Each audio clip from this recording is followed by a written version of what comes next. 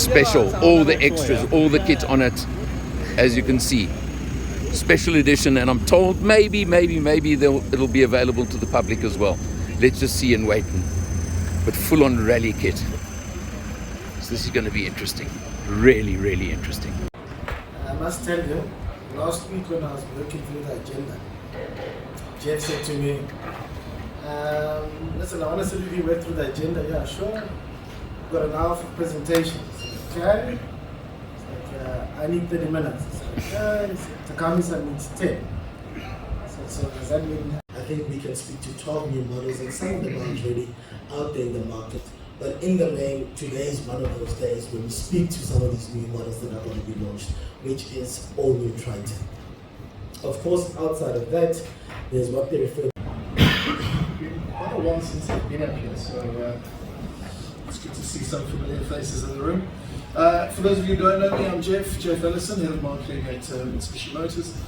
I'd like to just give you guys a quick overview about Triton, and then we'll work into a little more detail, particularly around the customer value proposition. But at very, very top level, all new Triton sold in around 150 countries globally, rapidly approaching that 6 million units sold mark since 1978, so that's 46 years.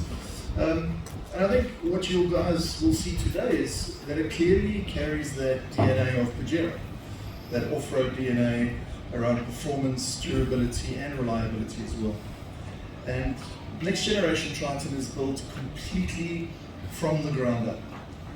It's not an evolution, it's certainly around redefining evolution.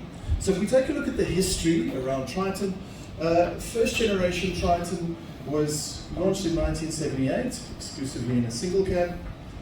We saw... Joined by Jeff Ellison, he's the General Manager Marketing for Mitsubishi South Africa. Jeff, been a while since I've seen you, but you've got a nice new baby, haven't you? Yeah, it's a really exciting time for us. Yeah. Thank you so much. I think this is the introduction of next generation Triton, a very exciting addition to our range. One of the biggest things that we'll see from a design perspective is that it's a lot more masculine. It's got a much stronger front face as well. Bigger, bolder, everything. Bigger, bolder, better, for sure. So, I like that. Yeah. So one of the first things that you'll see is the dynamic shield does come through. Right. This is an extreme model, so you'll see a lot of the blackouts on the exterior of the vehicle. Nice and imposing, yet very modern at the same time. Absolutely. Now, for example, these wheel arch extensions are extreme. They are extreme, or the athlete models, right? They are. So, yeah. So your extreme model gets a more extreme version of this, and then your athlete gets sort of a thinner. We call them bikini fender flares. Okay.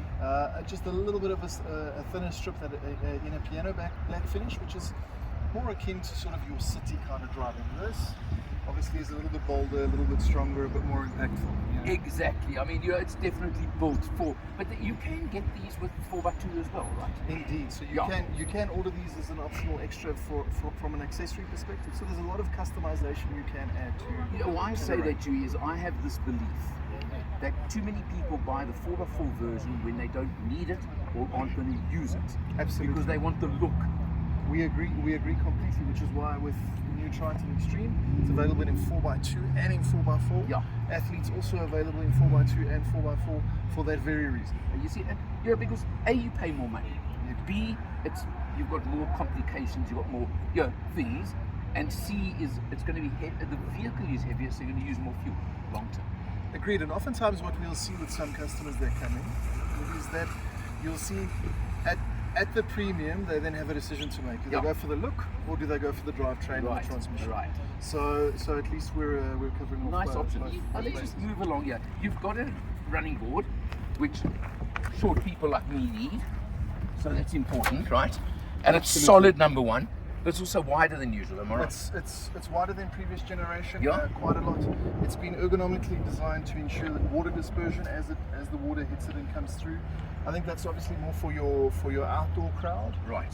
But it's across the range, so even for your workhorse bikies as well. It's a very important, a small detail, but a very important addition. Yeah, but it's always the little details that count. Especially with our brand, I think there's meticulous attention to detail. Now another little feature, I'm not going to climb in the back there, but plenty of room in the back seat. And what I do like, again, a little thing, 2 USBs in the back seat. of a double cab buggy. No, absolutely. I think the most important thing to stress with new Triton is not only is it quicker, not only is it capable, but it's incredibly practical as well. And these are the things that we've made sure that we incorporate within the vehicle. I think from a space perspective, the vehicle is also 50 millimeters wider, which gives you more elbow room as well. That's a substantial increase. It is a substantial increase. It doesn't sound like a lot, but in a motor vehicle it is. It is indeed. And then, okay, I mean, the buck is a buck, so we're not going to spend too much time. But what I do think is quite impressive is all your models a 1-ton load capacity. Absolutely. I think that's a critical component. It's a one-ton load capacity. The bed is also slightly longer, 35 millimeters longer, which means that you can get a full-size pallet in the back of the bed as well. That's how it's been intentionally designed. So from a workhorse perspective as well, catering to the now, market. You mentioned workhorse. Let's just confirm you have got single cab version as well. Absolutely. And you've got the base versions, can I call them those? So there is the workhorse category as well, not just the top leisure category that we're looking at now. Absolutely. With the launch of Next Gen Triton, we've really looked at satisfying all ends of the market. And if you look at the bookends of the market, you've obviously got your workhorses, which is your day-to-day commercial vehicles. The other end, which is your top end, your leisure category, and then we also have vehicles in between, which is our core range, which is our GLS as well. Yes. Okay, Jeff, we're going to take a look inside. Absolutely. Let's have a look. How do you want to stop it? Okay, we're on the road, but we're on a dirt road to start with. Look who it is. Lawrence Smith from Ride and Drive. How are you, my friend? Lawrence. Good stuff, man. Good to be in a car together with you as usual, pal. Yes. All right, new Triton. Yeah, highly anticipated Triton. Yeah? So I've been waiting for this for a while, and I must say, impressed with the styling outside, and Very also much the so. Butch, and also the cabin inside really looks great as well. Yeah, no, absolutely. I mean, all new, and they were at pains to tell us it's a new platform, new engine, new body, new, Yeah, so new it is chassis. all new. Yeah. Yeah, so that's an important factor. Yeah, exactly. Yeah. So, the Mitsubishi Triton has always been one of those great buckies. Yeah. That doesn't sell enough. Absolutely, yeah. And I'm just so happy that that they've launched this bucky so that we can have some, real competition with the so-called The big boys, vehicle. 100%. Now listen, this 2.4 litre 4-cylinder diesel engine, all new, not a carryover. Yeah, apparently. Yeah, 135 kilowatts. 133 kilowatts. 135. 135. Yeah. 430 Newton. Yeah. We'll see on the open Big road. bump, yeah. Big We just patch sort of of bad road, started yeah. and then we turned onto the sand road. Mm. So we'll talk more to that Yeah. later. So far handling it beautifully, eh? Yeah. All right, let's talk a bit later, Laurie. Cool. 50 millimeters wider, which gives it a real imposing stance. And if you look to the side profile as well, you can see more geometric lines as well, giving that a more of a robust and powerful feeling. If we look to the rear of the vehicle, the load bin is 35 millimeters longer, so obviously giving far more capacity there. And then from a practicality perspective, particularly in a workhorse space, number one, we have the wide side step. That's meticulously designed to disperse water as it lands obviously on that side step. And then the rear bumper corner shape as well. One of the largest in its class, really gaining easy access to the load bin at the back, particularly when that tailgate is down. From an interior perspective, those of you familiar with Outlander, you can see there's some Outlander cues here. So it certainly feels plush, full of comfort, with a 7-inch combination meter and an 8-inch infotainment system, CarPlay and Android Auto as you would expect. So really improved seat comfort as well. Taking inspiration from some rally seat designs through our motorsport heritage, you'll notice that the front seats really do hug you with some excellent bolster support. The interior cabin as well, as we said, because it's 50 millimeters wider, there's a lot more leg room inside, there's a lot more shoulder room inside as well. So certainly the cabin feels a lot more spacious. And then we do have an upgraded air conditioning unit as well, which also gets the vehicle down to 22 degrees quicker than just about anything else in its class, which is really important, particularly on a day like today. So let's test that out. As I said, the modern interior really is really is a step above. What you'll find from some of this meticulous attention to detail when it comes to design and engineering is that we have some very user-friendly components internally. Is really in a class of its own. All-terrain performance, I think, is really unmatched over here. So we have 7 driving modes, as mentioned before, and then on Super Select 2 we have 2 high, 4 high, and the 4 high transition is actually really interesting. So you can move to 4 high seamlessly up to about 100 kilometers an hour. So getting that traction through all active LSD. This is the brake type. And then we also have active yaw control as well, which was originally introduced in Lancer Evo 10, introduced here and certainly refined for all new Triton. Hill start assist, hill descent control, and a chassis that's been built from the ground up, completely new. So an increase of 60% in bending rigidity and 40% in torsional rigidity as well. So what does this give you? Better stability and handling, of course. Customers also have the option and the opportunity to customize throughout the entire range. And as we said, the most accessories we have ever seen on the range. So, speaking of the range, as we said, we have the widest range we've ever had, which I'll take you through, with 4x4 DNA across the entire range as well, and some enhanced lifestyle offerings. So available in 6 colors. And then moving on to our custom series. So this is our special editions. So first and foremost, Extreme. This really is a nameplate that did exceptionally well for us last year in the lifestyle space. Comes with a lot of great customization on the exterior, with some really intriguing. Feels much more of a city slicker. If you look at the rear style bar, it's obviously a lot more sporty. Smaller fender flares that have the gloss black finish to it. We have 17-inch alloys as well. Something that really sets somebody apart, looking for a little bit of a head to the Edition 46. This speaks to our 46th year of Triton. You'll see that it comes standard with a canopy, aluminum canopy, and it has a kitchenette feature in it, along with the table as well, all standard on the Edition 46. And we'll also have the option on the Edition 46 of a different suspension as well.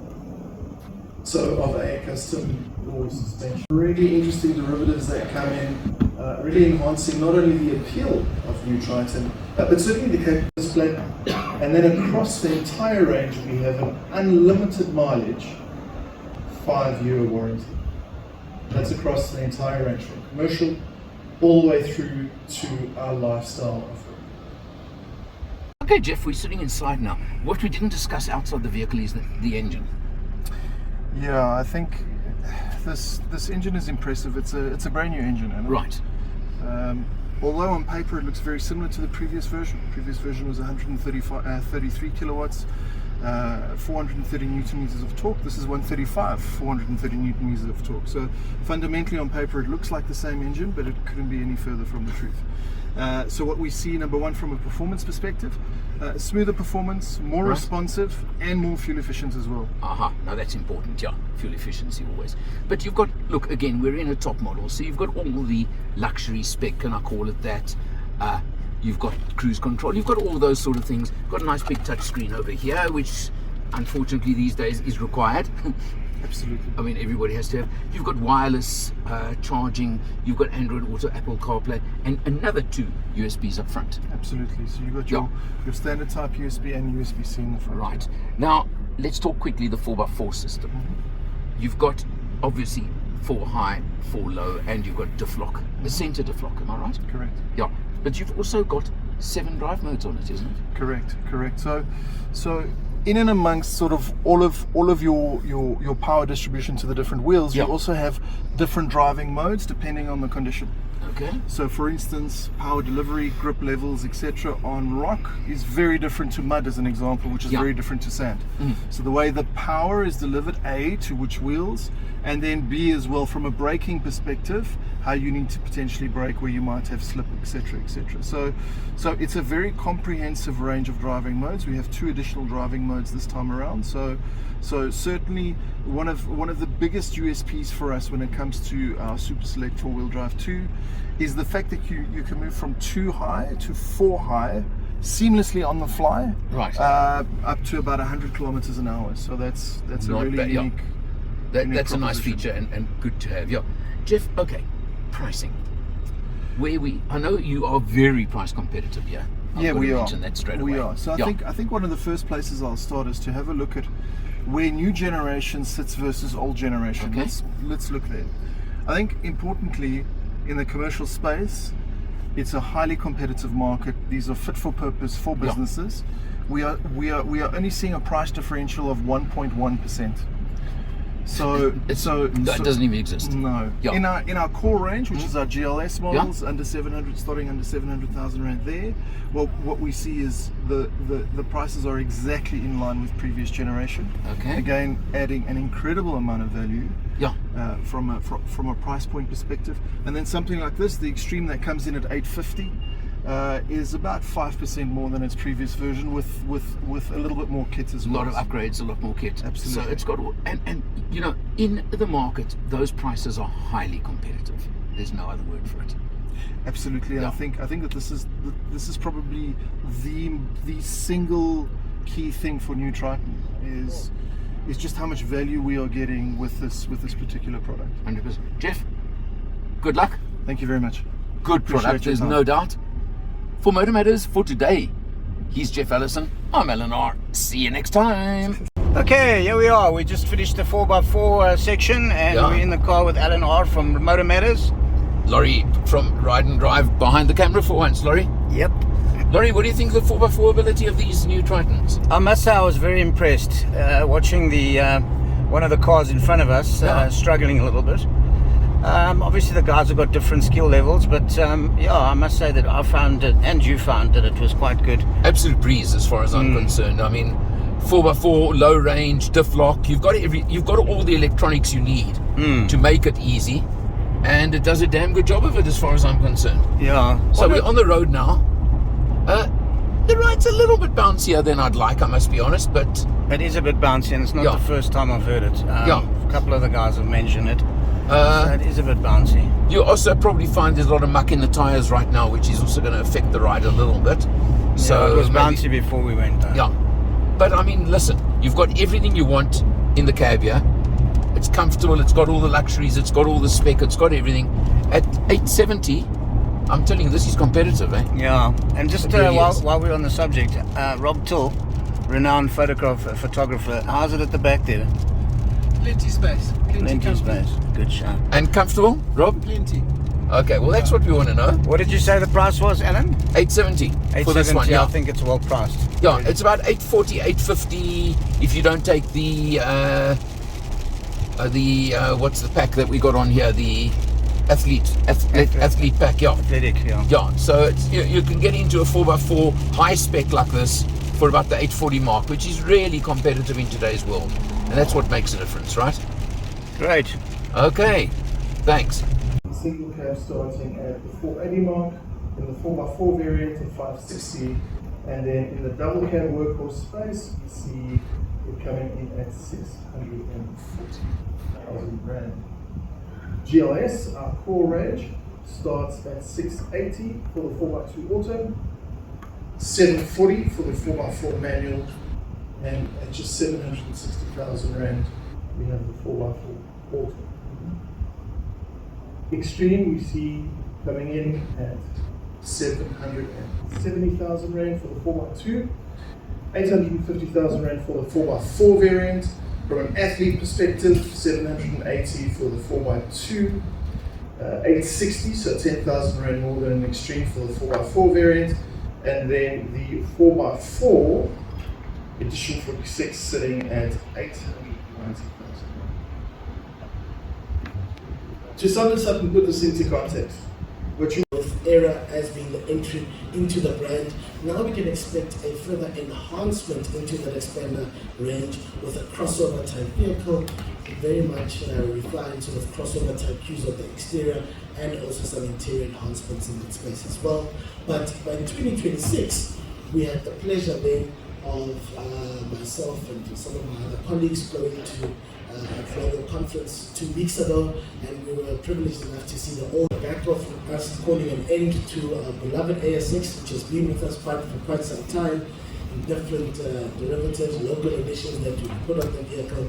ASX was a baby for us that, if you remember, back in 2011, it was one of the first SUVs we brought out. So if you thought you're not going to see us again for the next few months, and then we'll see you again in 2 weeks' time. As people who love the outdoors and love Formula 4, we take to consider Pajero Sport as being that flagship for us. So Pajero Sport will be getting an update. We'll probably call it a facelift or otherwise a revised Pajero Sport coming to our shows. That is planned between March and April, May next year, and then you should expect to see some sort of refinement within the cabin itself. As you can see, that the dash and steering controls cluster has been refined. There's seating convention as well, and as well as then in the exterior there's some enhancements to that grille. 26, we are looking to an exciting part for the brand, which is, can't give a naming convention out at the moment, but we are looking at a completely new large SUV. Today we speak of a DST, which will be a mid-size SUV to be launched by the brand quite soon in 2025-26. We then speak to our brand, which is a completely revised model line over a 2-year period. So I think we'll be seeing a lot more from each other. I'm pretty excited.